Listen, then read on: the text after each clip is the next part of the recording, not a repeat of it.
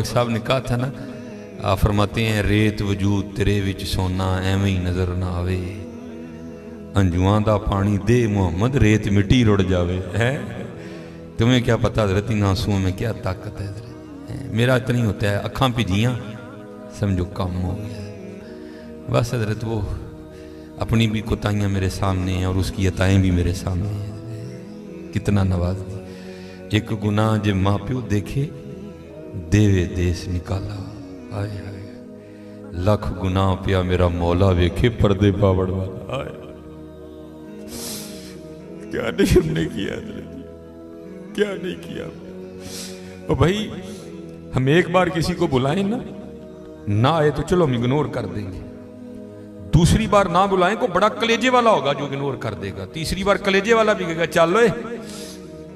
लेकिन देख लो हजरत जी 37 साल हो गए मुझे दिन में 5 बार बुला रहा है, मैं नहीं जाता। कोई छोटी बात है हजरत जी, 37 साल 5 बार दिन में। अल्लाहु अकबर अल्लाहु अकबर अशहदु अल्ला इलाहा इल्लल्लाह अशहदु अन्ना मुहम्मदर रसूलुल्लाह। है आलम आ रही है हजरत जी, थाने से सिर्फ एक स्पाटा में आके ये कह जाए ना भाई 12:30 बजे तूने थाने में पहुंचना है, तुझे SHO साहब ने बुलाया, मैं 12:30 नहीं मैं 12 बजे थाने में जाके बैठ जाऊंगा।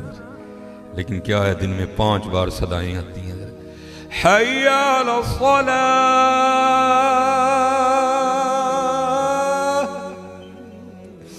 फिर बंदा है ना फिर थोड़ी सी लालच भी दे दी साथ, हय्या अलल फलाह।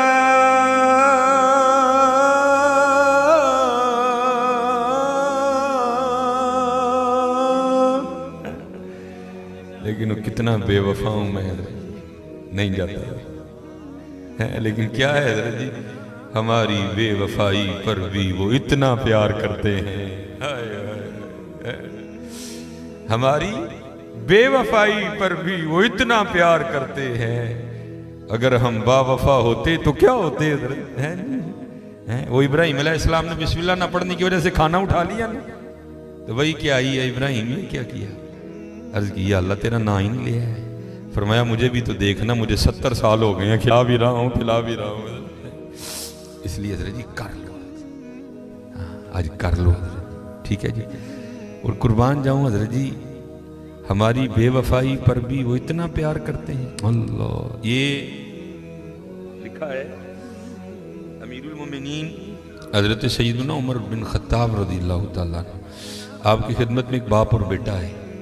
तो आपको पता है जी बाप बेटे की शक्ल मिलती है, किसी की ज़्यादा मिलती है किसी की थोड़ी मिलती है।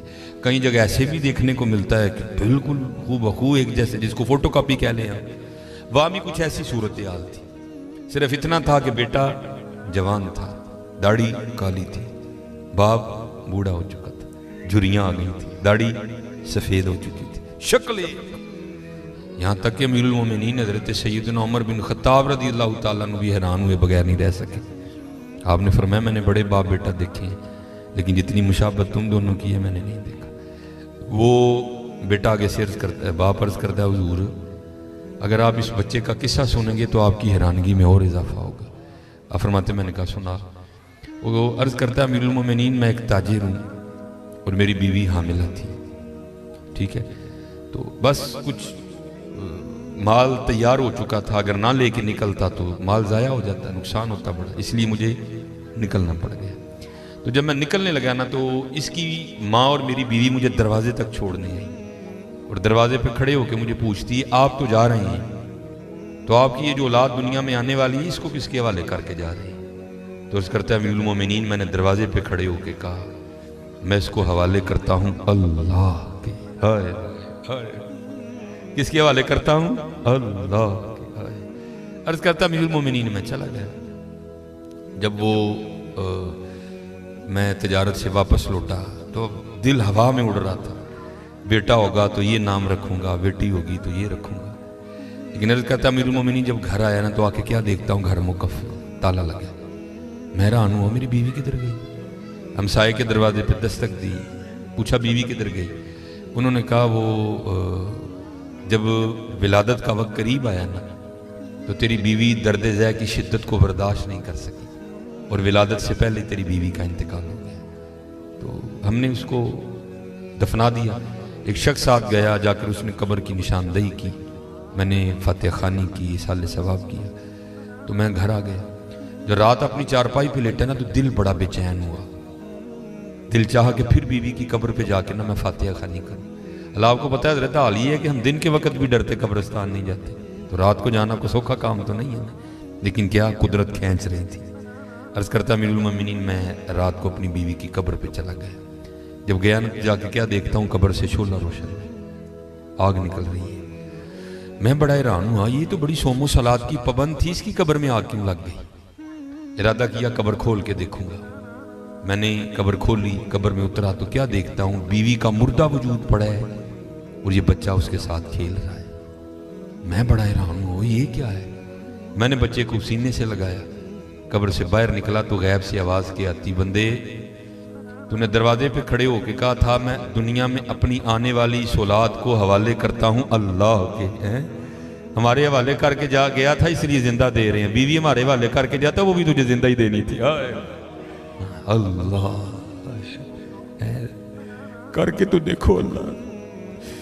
आज हमारे लिए सबसे मुश्किल काम यही हो गया कि करके तो देखो। हमारी बेवफाई पर भी वो इतना प्यार करते हैं, अगर हम बावफा होते तो क्या होते हैं। और मैं एक आसिफ साहब ने कहा इसके बाद में अब आपको ये भी बताऊं वफा करने वालों ने क्या, हम मैंने कहा ना हमारे लिए तो ये 4 बाल बड़े मुश्किल है।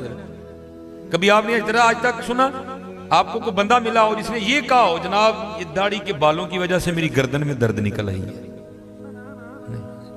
वो बैल हर बंदे की जेब में 1.5 किलो कह रहे हैं, लेकिन ये 4 बाल हमसे नहीं रखे जाते।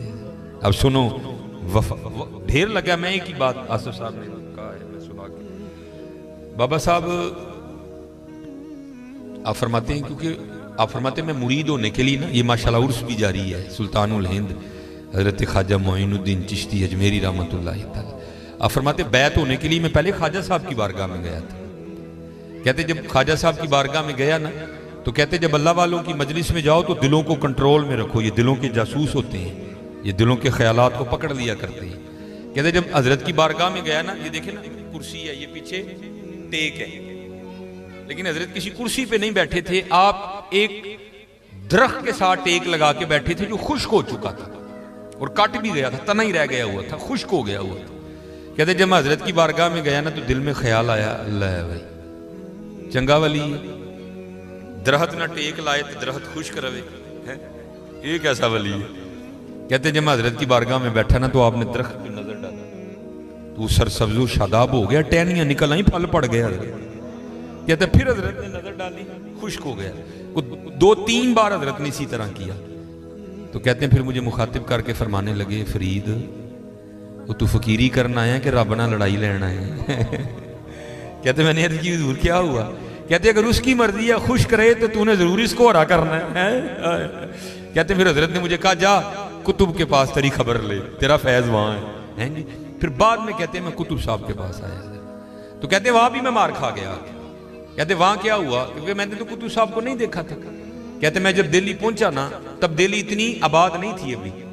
कहते मैंने वहां जाके ना पूछा, मैंने कहा भाई यहाँ कुतुबुद्दीन है कोई, तो मैंने उनसे मिलना है। तो बच्चे खेल रहे थे और कुतुब साहब खड़े उनका खेल देख रहे थे और कुतुब साहब के बिल्कुल जवान, क्योंकि कुतुब साहब का 39 साल की उम्र में मिसाल हो गया था। तो बच्चे जवान थे, बच्चे खेल रहे थे, कुतुब साहब देख रहे। लोगों ने कहा जनाब वो कुतुब साहब खड़े हैं। कहते फिर मारा गया। दिल में ख्याल आया अल्लाह भाई पीर लब्बा लेकिन लब्बा मुंडई। बाबा साहब की बड़ी उम्र थी उस वक्त। कहते मैंने कहा पीर लब्बा लेकिन लब्बा मुंडई।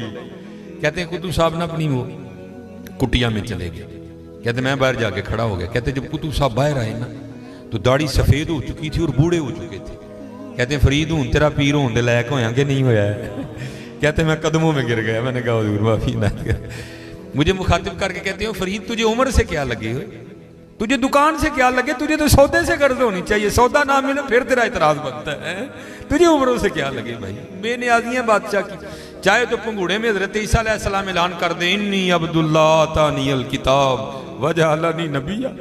अगर वो चाहे तो महबूब करीम अपने अपने पालने में लेट के जनाब अपनी उंगली के इशारे से चांद को इधर उधर घुमाए हैं। बादशाह की बेनियाजी है, जो चाहे सो करे, उम्रों पे क्या लिखा है इधर।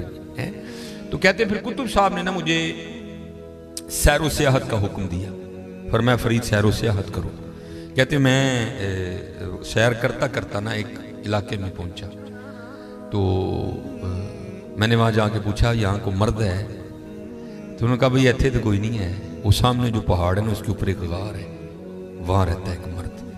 कहते मैंने बड़ा जोखम उठाया, मैं पहाड़ की चोटी पे गया। कहते जब गार के मुंह पे पहुंचा ना तो वहाँ जाके क्या देखता हूँ, एक टांग कटी पड़ी है गार के मुंह पे, गोश्त पोस्ट नहीं कोई, टांग ही कटी है बस। कहते हैं मैं खैर गार में गया, चलो ये मैं बात सुनाता नहीं हूँ अक्सर, लेकिन चलो सुना देता हूँ। कहते हजरत उठे और उन्होंने ना मुझे अपने सीने से लगाया और फरमाते फैज का ये आलम था, मेरे कपड़े जल गए। हजरत ने जल्दी से अपनी चादर मेरे ऊपर उड़ाई और मुखातब करके कहते फरीद अजे इस तरह के 7 उहदे इश्क दे भांबड़ मेरे सीने च बलदे ने भी तेनों तो एक ही दिता है, 7 उहदे इश्क दे भांबड़ मेरे सीने च बलन डे ने, तेनों तो एक ही दिता है, तेरे को भी नहीं बर्दाश्त हो। बहरहाल कहते हैं